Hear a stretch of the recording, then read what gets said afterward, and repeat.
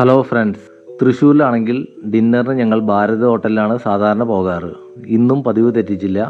സമയം രാത്രി 8:30 മണിയായിട്ടുണ്ട്. നല്ല തിരക്കാണ്. ടേബിളെല്ലാം ഫുള്ളാണ്.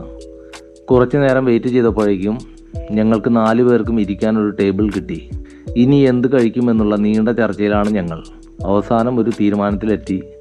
മൂത്ത മകന് നെയ്റോസ്റ്റും ബാക്കി ഞങ്ങൾ 3 പേർക്കും നാനും ഗോബി മഞ്ചൂരിയനും ഊത്തപ്പവും 4 കോഫിക്കുമുള്ള ഓർഡർ കൊടുത്തു. ഇനി ആകാംക്ഷയുടെ നിമിഷങ്ങൾ. അധികം താമസിച്ചില്ല.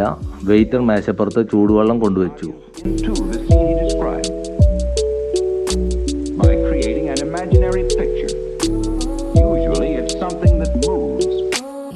മെല്ലെ ചൂടുവെള്ളം കുടിച്ച് സൊറ പറഞ്ഞിരിക്കുമ്പോഴേക്കും നെയ്റോസ്റ്റ് കൊണ്ടുവച്ചു.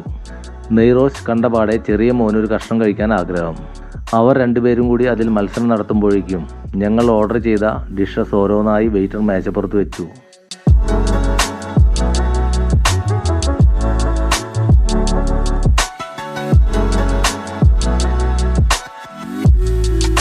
ഞങ്ങൾ ആദ്യം ഓരോ നാനും കുറച്ച് ഗോബി മഞ്ചൂരിയനും കഴിക്കാൻ പോവുകയാണ്.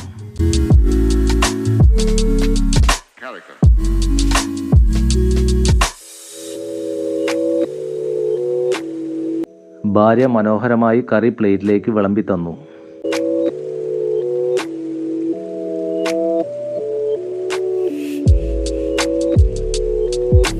ഭാരത് ഹോട്ടലിലെ ഗോബി മഞ്ചൂരിയൻ സൂപ്പർ ടേസ്റ്റാണ് കേട്ടോ.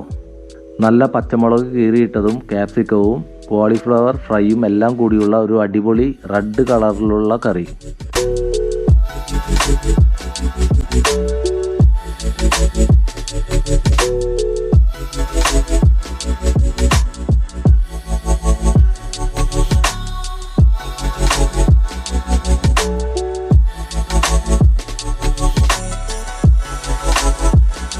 ഞങ്ങൾ ഭക്ഷണം കഴിച്ചുകൊണ്ടിരിക്കുന്ന സമയത്ത് വെയിറ്റർ ഞങ്ങൾ മുമ്പ് ഓർഡർ ചെയ്ത ഊത്തപ്പം കൊണ്ടുവച്ചു.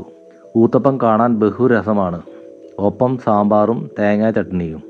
സബോള ചെറുതായി അരിഞ്ഞ് ദോശമാവിനോട് ചേർത്ത് നല്ല കട്ടിയിലുണ്ടാക്കിയ ദോശയാണ് ഊത്തപ്പം.